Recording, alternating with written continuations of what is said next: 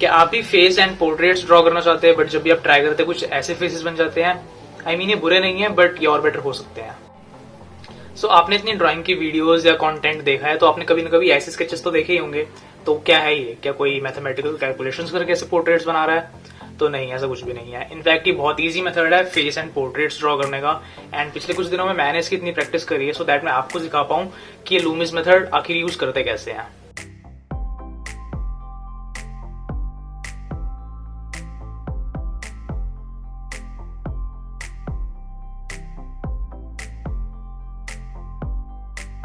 So hey guys and welcome back to another video. And आज की video होने वाली है लूमिस मेथड के बारे में एंड इसे इंप्लीमेंट कैसे करते हैं। बट ये लूमिस मेथड है क्या?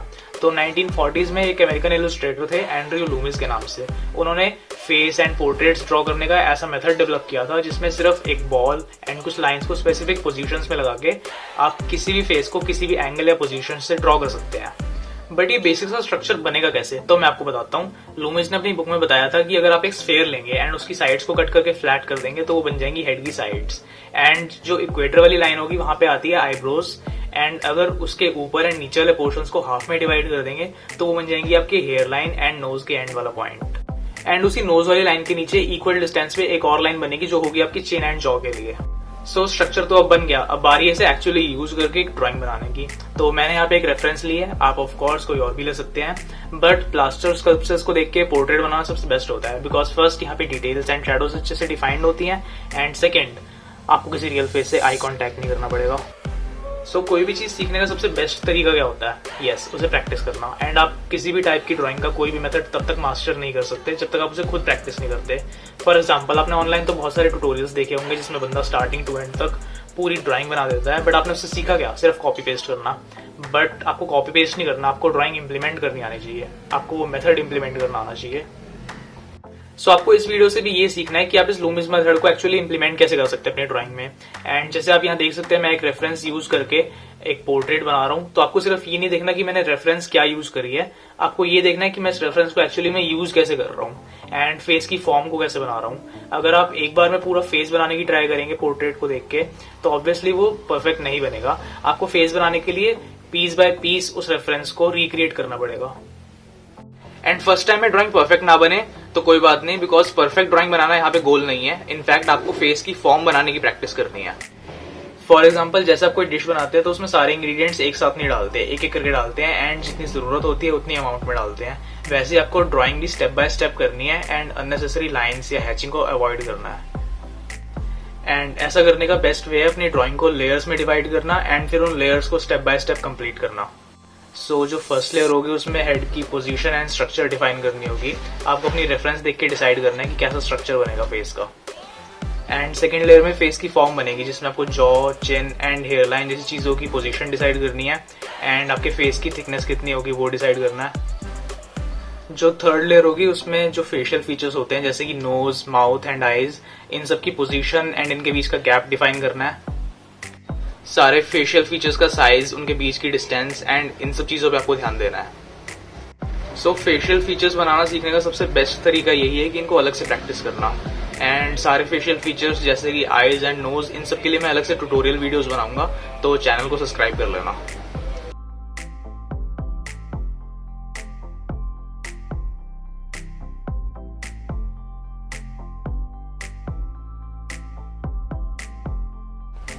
एंड एक बार आपने सारे फीचर्स की शेप एंड स्ट्रक्चर बना लिया एंड आपने स्केच के बारे में कॉन्फिडेंट हैं तो आप शेडिंग करना स्टार्ट कर सकते हैं।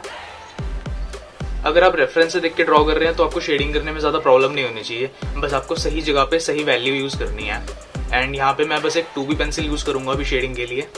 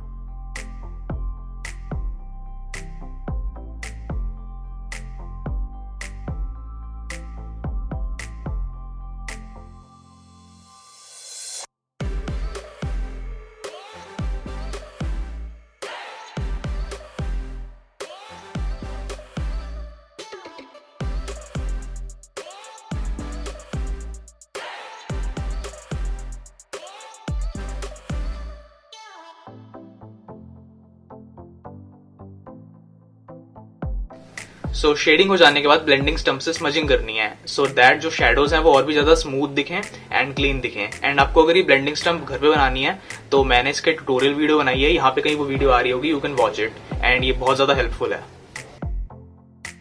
एक बार फेस कंप्लीट हो गया उसके बाद मैंने हेयर्स एंड नेक भी ड्रॉ कर दिए।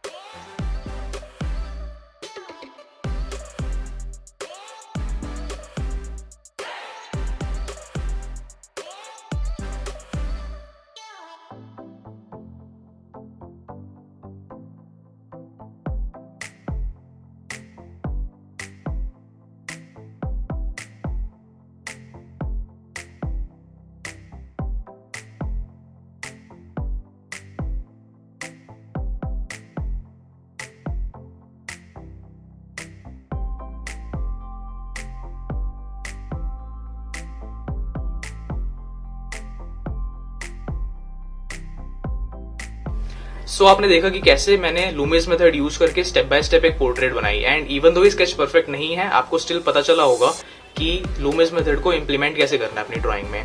एंड इवन दो बहुत सारे मेथड्स होंगे एक फेस या हेड ड्रॉ करने के, बट जो लूमिस मेथड है वो हेड की ज्योमेट्री को सबसे ज्यादा डिटेल में बताता है एंड हेल्प करता है कैसी आउटलाइन या स्ट्रक्चर बनाने में। एंड उस आउटलाइन या फिर स्ट्रक्चर को एक स्केच में कैसे कन्वर्ट करना है वो आपकी क्रिएटिविटी है।